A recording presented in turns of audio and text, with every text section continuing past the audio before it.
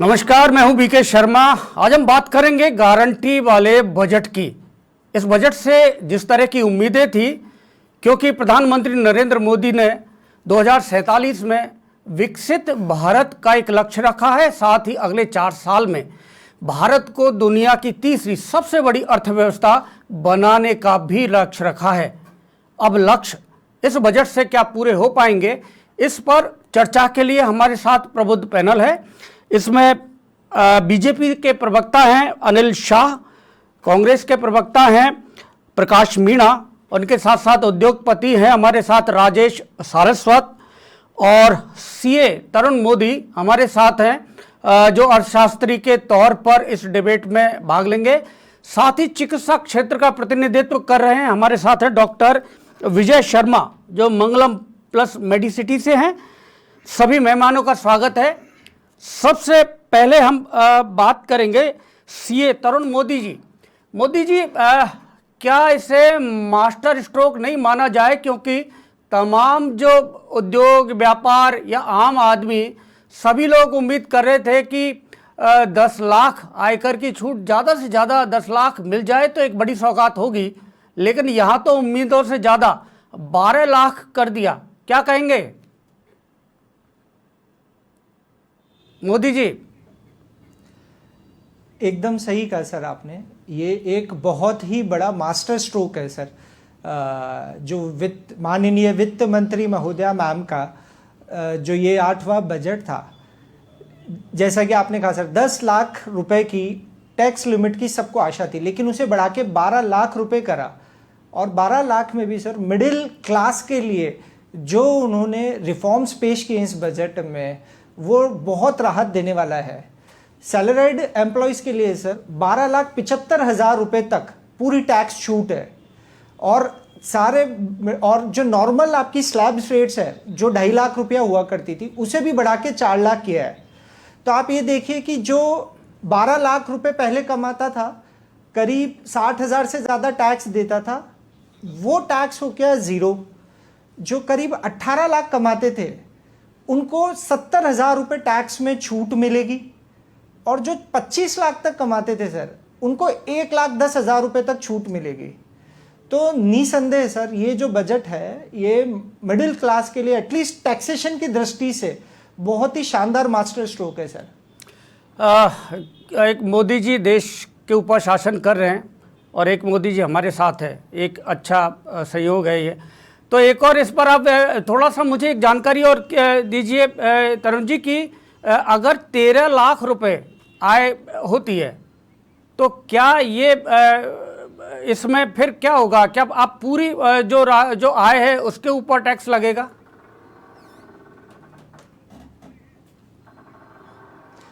जी sir, एकदम सही कहा आपने। अगर जो इनकम टैक्स में छूट है वो स्ट्रेट फॉरवर्ड 12 लाख रुपए तक आपको छूट नहीं है। वो छूट ऐसी है कि अगर आपकी टोटल आय, टोटल इनकम 12 लाख तक है, तो जो नॉर्मल स्लैब प्रणाली से टैक्स लगेगा, उस पूरे टैक्स की आपको छूट मिल जाएगी। फॉर एग्जाम्पल सर, टैक्स के जो स्लैब्स हैं वो इस प्रकार है कि 0 से 4 लाख तक कोई टैक्स नहीं है, 4 से 8 लाख तक 5%, और 8 से 12 लाख तक 10%। तो अगर आप 12 लाख से कम हैं तो ये 5% और 10% स्लैब में जो भी टैक्स लगेगा उसकी पूरी छूट आपको मिल जाएगी। लेकिन अगर आप 12 लाख से ज़्यादा हैं तो जो टैक्स रिबेट है, 60,000 रुपये की एक टैक्स रिबेट है, वो आपको नहीं मिलेगी। तो फॉर एग्जाम्पल, अगर 13 लाख रुपए कोई कमाता है तो सर उसे स्लैब के हिसाब से टैक्स देना पड़ेगा। 4 लाख से 8 लाख तक 5% यानी 20,000, 8 लाख से 12 लाख तक 20% यानी 40,000, इसी हिसाब से 10% यानी 40,000, इसी हिसाब से सर टैक्स आगे चलेगा। तो 13 लाख वाले को सीधा टैक्स की जो मार है सर वो एकदम ज़्यादा आएगी। तो 12 लाख तक जीरो टैक्स और 13 लाख तक ऑलमोस्ट आप ये कुल मिला के ये एक मध्यम वर्ग को जो टैक्स देना पड़ेगा होगा 75,000 रुपये। उम्मीद की जा रही थी कि मध्यम वर्ग को ध्यान में रखते हुए इसमें कोई बड़ी घोषणा हो सकती है, तो ये घोषणा एक तरह से हो चुकी है। हम उद्योगपति हमारे साथ हैं राजेश सारस्वत, उनसे बात कर। राजेश जी, एक बड़ा अनाउंसमेंट ये है कि अभी तक जो स्वच्छता सर्वेक्षण है उसी तरह से अब राज्यों को भी ये सूचकांक में शामिल किया जाएगा निवेश के पॉइंट ऑफ व्यू से, तो ये इससे एक निवेश को लेकर प्रतिस्पर्धा बढ़ेगी। क्या मानते हैं, ये इससे निवेश के लिए बेहतर माहौल बनेगा? नमस्कार। बिल्कुल, मोदी सरकार जी ने जो इस बजट में ये जो घोषणा की है, इससे राज्यों के बीच में भी प्रतिस्पर्धा बढ़ेगी और निवेश के लिए भी बहुत से फंड्स जो है राज्यों की तरफ से भी आएगा, जिससे कहीं ना कहीं विकास बढ़ेगा ही। और ये जो बजट के अंदर इस बार जो वित्त मंत्री जी ने घोषणाएं की हैं, व्यापार जगत के लिए, मध्यम और लघु श्रेणी के जो व्यापारी हैं उनके लिए भी 1.5 लाख करोड़ तक का जो अतिरिक्त ऋण जो दिया गया है इसके अंदर, और स्टार्टअप्स के लिए भी हम बात करें तो 10,000 करोड़ रुपए का जो पहले सरकारी योगदान जो था उसको 20,000 करोड़ रुपया कर दिया गया है। तो इसका भी निश्चित तौर पे मैं मानूंगा कि ये उद्योग जगत के लिए एक बहुत बड़ा माध्यम। हमारे साथ में डॉक्टर विजय शर्मा हैं। बहुत बड़ा चिकित्सा का इतना बड़ा क्षेत्र, और अगर मैंने जितना देखा है चिकित्सा और स्वास्थ्य के लिए काफ़ी सारी घोषणाएं हैं। डॉक्टर साहब, बड़ी बात यह है कि उन्होंने कहा है कि हमने 10 वर्ष में लगभग 1 लाख से ज़्यादा पीजी स्नातक और स्नातकोत्तर चिकित्सा की सीटों को जोड़ा है, और अगले 5 साल में 75,000 सीटों को और जोड़ा जाएगा, और इसके साथ ही 10,000 अतिरिक्त सीटें जोड़ी जाएंगी मेडिकल कॉलेजों में। तो क्या माने, इससे जो चिकित्सा की जो स्थिति है, जो स्वास्थ्य के लिए देश में बेहतर हो पाएगी? जो अभी भी जो शॉर्टेज है चिकित्सकों की, डॉक्टर्स की, क्या ये पूरी हो पाएगी डॉक्टर साहब? सरकार ने बजट में अच्छी घोषणाएं की हैं स्वास्थ्य के लिए, और पिछले 10 साल में काफ़ी काम भी हुआ है। बट एज ए डॉक्टर मैं देख रहा हूँ कि क्या हो रहा है। तो सरकार की ड्यूटी है कि यदि हेल्थ सर्विसेज को बढ़ाना है तो अच्छे नए अस्पताल जो बनेंगे उनको सपोर्ट दें, और उनके लिए जो स्टाफ चाहिए, डॉक्टर्स चाहिए, नर्सेज चाहिए, पैरामेडिकल स्टाफ चाहिए, वो प्रोवाइड कराने होंगे। तो उनका प्रोडक्शन बनना ज़रूरी है। बट उनकी गुणवत्ता, उनकी हाई एंड ट्रेनिंग, अच्छी पढ़ाई, पूरा उनको अच्छी ट्रेनिंग मिली है कि नहीं मिली, ओनली सीट बढ़ने से नहीं होगा। उनकी जो क्वालिटी ऑफ ट्रेनिंग है, उनकी एजुकेशन है, और जो लोग बन के निकलेंगे डॉक्टर, नर्सेज और जो स्टाफ टेक्नीशियंस, वो हाई एंड होने चाहिए। उनका स्तर बहुत अच्छा होना चाहिए, जिससे हमारी देश की जनता को अच्छे नए स्टाफ मिलें, अच्छी सेवा करने वाले लोग मिलें। तो वो करना, सीटें बढ़ाने के अलावा उसकी क्वालिटी पे भी हमको ध्यान देना होगा। इसके अलावा उन्होंने 36 जो जीवन रक्षक दवाइयां हैं उनकी जो इम्पोर्ट ड्यूटी उस पर कम की है, और उनको कुछ 6 जीवन रक्षक दवा हैं उनको तो जो सीमा शुल्क लगती है उसको 5% किया है। तो क्या माना जाए कि ये जो प्रयास है इनसे और बेहतरी की ओर हम बढ़ पाएंगे? सरकार ने जीवन रक्षक दवाइयों पे और जो जरूरी उपकरणों पे जो टैरिफ कम किया है, टैक्स कम किया है, बहुत ही अच्छा निर्णय है, जिससे हमारे जो अस्पतालों को जो अच्छी नई दवाई उपकरण चाहिए उसके लिए तुरंत अवेलेबल हो जाएंगे। जो कुछ ऐसी बीमारियां जिनकी दवाई हमारे देश में प्रोड्यूस नहीं होती हैं वो अवेलेबल हो जाएंगी, जिससे जो पेशेंट उसके बिना सफ़र कर रहे हैं, जिनकी जान जल्दी जा रही है या बीमारी बढ़ती जा रही है, तो उनको फ़ायदा मिलेगा। बट मैं चाहूँगा कि जो research and development pharmaceutical industry कर रही है उसको सरकार का सपोर्ट मिले, जिससे कि वो हमारे देश में ही अच्छी दवाइयाँ बनाएं, यहीं पे प्रोडक्शन उल्टा हम पूरी दुनिया को सप्लाई करें। Medical equipments, medical instruments, high and technology हमारे देश में डेवलप हो। जैसे मैं गैस्ट्रोएंटरोलॉजिस्ट हूँ, तो हमारे एंडोस्कोप्स हैं सारे बाहर विदेशों से ही आते हैं, उनकी एसेसरीज तो जापान से आ रही है, दूसरे देशों से आ रही है, तो वो हमारा देश बनाए बेस्ट से बेस्ट। मतलब जिस तरह से ये रक्षा के क्षेत्र में इनिशिएट किया है सरकार ने, और अब हम बहुत सारी चीज़ें, हथियार हैं, उनसे संबंधित उपकरण हैं, भारत में निर्माण करने लगे हैं। तो इसी तरह चिकित्सा में भी जो मैन्युफैक्चरिंग है उस पर और ज़्यादा ध्यान दिया जाए, शायद यहाँ जो आयात का पर जो हम निर्भर है वो निर्भरता कम हो पाए जी। अब हम सीधे हमारे साथ राजनीतिक जो है वो भी प्रतिनिधि हैं, हमारे साथ कांग्रेस के प्रवक्ता हैं प्रकाश जी। इतनी तारीफें हो रही है हर वर्ग की ओर से, तो क्या इसमें ऐसा कोई पहलू है जिसकी आलोचना की जा सके इस बजट में? देखिए, गरीबों का खजाना और पूंजीपतियों का खजाना बनना है, गरीबों का खजाना छीनना है। सबसे पहली बात तो मैं ये कहना चाहूँगा आपसे कि इस बजट में, पूरे बजट में राजस्थान का कहीं नाम नहीं था। पूरे बजट में राजस्थान की जनता के साथ छलावा हुआ। ईआरसीपी को ना तो राष्ट्रीय परियोजना घोषित किया, ना कोई यमुना जल समझौते का जिक्र है इस पूरे बजट में। और किसान के साथ भी सबसे बड़ा धोखा हुआ कि उनकी फसल का पूरा एमएसपी दाम किसी भी फसल का नहीं मिल पा रहा, ना एमएसपी के लिए कोई गारंटी लेके आ रहे। दूसरा हुआ बेरोजगार के लिए इन्होंने कोई रोजगार की स्कीम इस बजट में नहीं है। महंगाई गरीब के लिए कुछ नहीं है। ओपीएस के बारे में इन लोगों ने कुछ नहीं बोला। कर्मचारी जो ओपीएस चाहते हैं उनके बारे में भी इस बजट में कोई जिक्र नहीं है।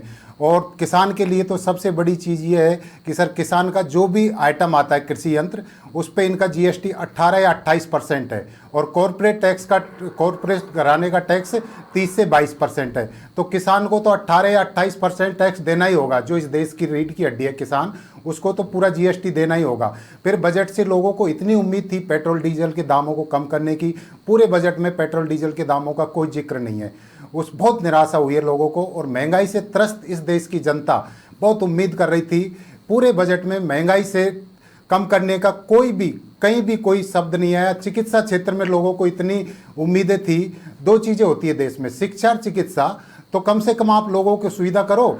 इस देश में 80 करोड़ लोग खाद्य सुरक्षा योजना के अंतर्गत आते हैं, जो 5 किलो राशन लेते हैं। उन 80 करोड़ लोगों के लिए इस बजट में क्या है? सिर्फ वो 5 किलो राशन तक ही सीमित रहेंगे बेचारे, या आगे भी कुछ प्रोग्रेस है उनकी? ऐसा इस बजट में कुछ नहीं है।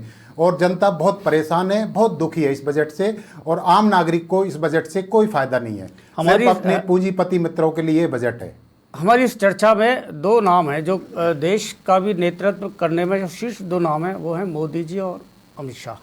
तो यहाँ भी हमारे साथ एक मोदी जी ने शुरुआत की, हमने चर्चा की, और अब हमारे साथ अनिल शाह हैं तो बीजेपी की ओर से यहाँ प्रतिनिधित्व कर रहे हैं।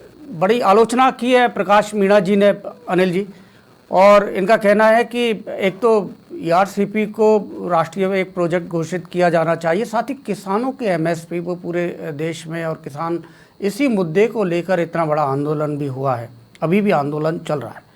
तो ये घोषणा अधूरी रही कहीं ना कहीं किसानों की। देखिए, यशस्वी प्रधानमंत्री नरेंद्र भाई मोदी की सरकार का 11वां ऐतिहासिक बजट है, जो सिटीजन्स को बजट कर सकते हैं, सिटीजन बजट।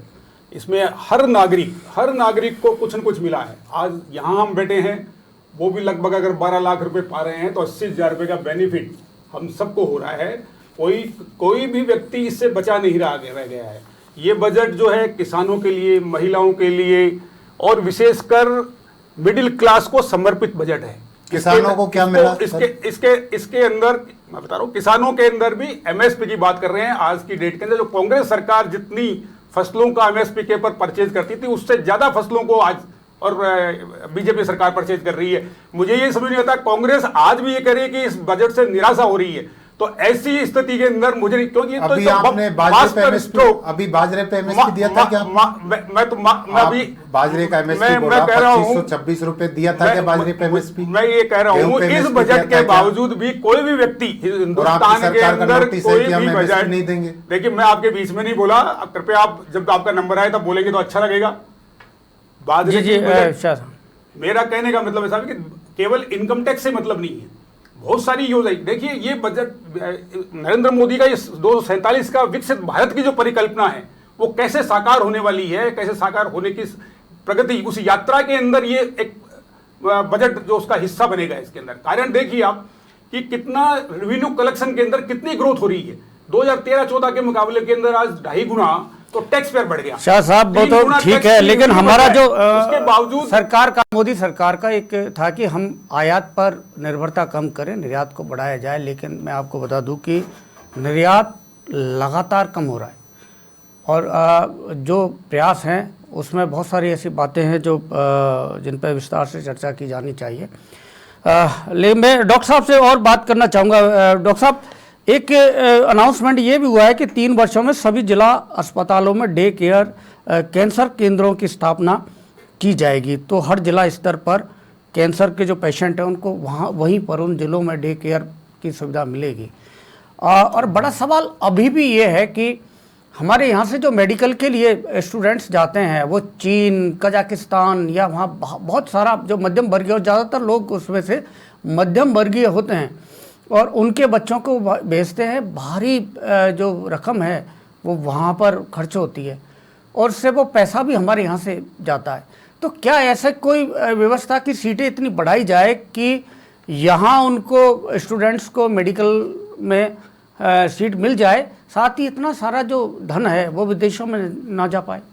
बहुत ही अच्छी बात बताई आपने। एक तो हर जिला स्तर पे जो बजट में जो बताया गया है कि कैंसर सेंटर बनाया जाएगा, बहुत अच्छा कदम है, लेकिन ओनली कैंसर सेंटर बनाने से नहीं होगा। वहाँ पूरे कैंसर पेशेंट को डायग्नोस्टिक फैसिलिटीज़, सारी दुनिया भर की मशीनें, जांचें चाहिए, उसके लिए बेस्ट एक्सपर्ट चाहिए, उसके लिए बेस्ट स्टाफ चाहिए। फिर कैंसर पेशेंट का डायग्नोसिस होता है, उसके लिए सारी दवाइयाँ भी होनी चाहिए। कैंसर भी 100 तरह के होते हैं, उनके लिए अलग अलग स्पेशलाइजेशन होता है, अलग अलग जाँचें होती हैं, अलग उनके इलाज होते हैं। वो सारे इलाज जिला स्तर पे अवेलेबल कराना बहुत कठिन काम है। मेरे हिसाब से जिला स्तर पे या छोटे कैंसर के जो सेंटर हों, जो सबसे कॉमन कैंसर है उनका डायग्नोसिस, जैसे सर्वाइकल कैंसर है तो उसके बाद वहाँ पे अवेयरनेस बिल्डिंग का, प्रिवेंशन का काम हो, प्राइमरी डायग्नोसिस का काम हो। जो कॉमन कैंसर है, जैसे मुंह का कैंसर हमारे सबसे ज़्यादा कॉमन है, खाने की नली का कैंसर बहुत कॉमन है, बच्चादानी का कैंसर, ब्रेस्ट कैंसर, इनके लिए प्राइमरी टेस्ट, जो सबसे कॉमन कैंसर है, 5 कैंसर पकड़ लिया, 10 कैंसर हम ले लें, उनकी जांचें, उनका डायग्नोसिस होके शुरुआती ट्रीटमेंट, वो फैसिलिटी होनी चाहिए और बाद में पेशेंट का फॉलोअप। पर जाएँ वो मेन बड़े सेंटर पर जहाँ पे सभी स्पेशलिस्ट अवेलेबल हैं और सारी सुविधाएं अवेलेबल है, जिससे बेस्ट इलाज मुहैया करा पाएँ और ईमानदारी से पेशेंट का बेस्ट इलाज हो पाए।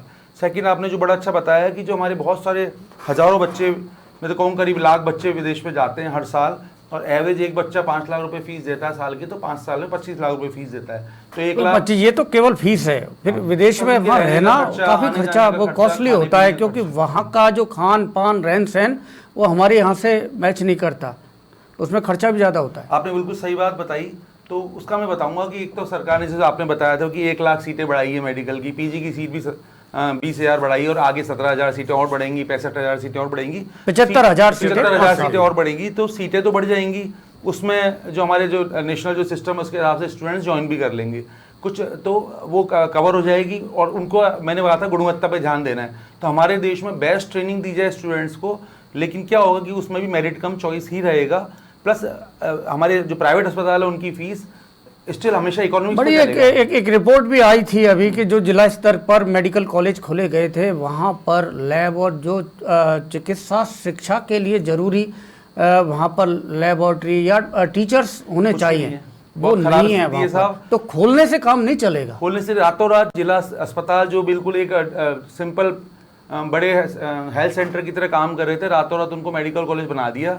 वहाँ पे जो लोग जो डॉक्टर्स काम कर रहे थे वो क्या पढ़ाई कर रहे थे, उन्होंने क्या क्या रिसर्च वर्क कर रहे थे कुछ क्या, बट स्टूडेंट्स को पढ़ाने के लिए खुद भी पढ़ रहे थे। एक तरह से ये क्वांटिटी आप बढ़ाएंगे तो क्वालिटी से कंप्रोमाइज नहीं होना चाहिए।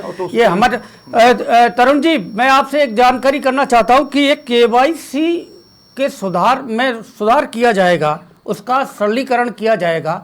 केवाईसी सिस्टम, क्योंकि बहुत से चीज़ों में केवाईसी ज़रूरी होता है और जितने रजिस्ट्रेशंस हैं बैंकिंग से रिलेटेड, तो ये केवाईसी में अभी क्या क्या चुनौतियां, क्या परेशानियां होती हैं, बता सकेंगे?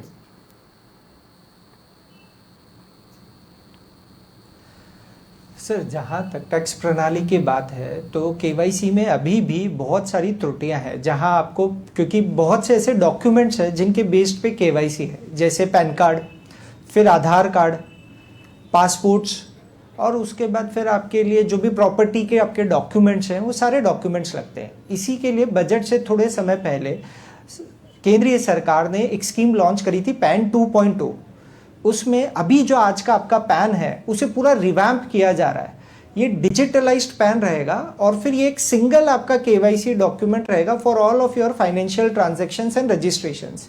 तो अभी इस पे काम चल रहा है। व्हेन पैन 2.0 लॉन्च होगा सर, ये केवाईसी की प्रक्रिया में बहुत सरलीकरण करवाएगा, उपलब्ध करवाएगा सभी एक सिंगल सोर्स के लिए, आपके सब फाइनेंशियल ट्रांजैक्शंस के लिए।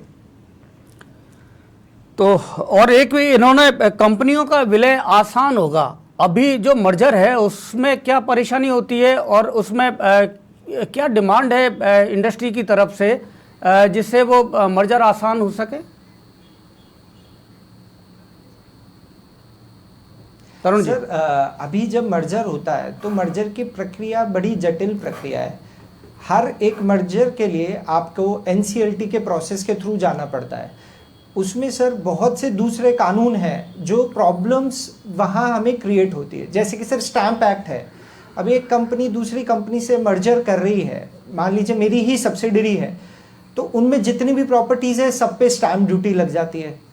प्लस जीएसटी आने के बाद एक कंपनी हर राज्य में रजिस्टर्ड है, तो वो सारे के सारे रजिस्ट्रेशंस को एक ही जगह एकत्रित करने में एक सेंट्रलाइज्ड प्रक्रिया की कमी थी।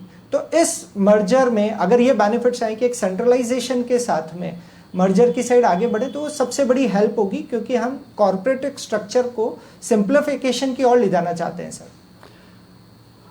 शुक्रिया तरुण जी। मैं स्टूडियो में अब सभी मेहमान हैं, उनसे संक्षेप में एक एक टिप्पणी इस बजट पर लेना चाहूँगा। सारस्वत जी, जो ईज ऑफ डूइंग बिजनेस की बात हमेशा हम सुनते आए हैं सरकार की तरफ से, तो क्या यह budget ease of doing business की ओर कदम बढ़ाता है? संक्षेप में।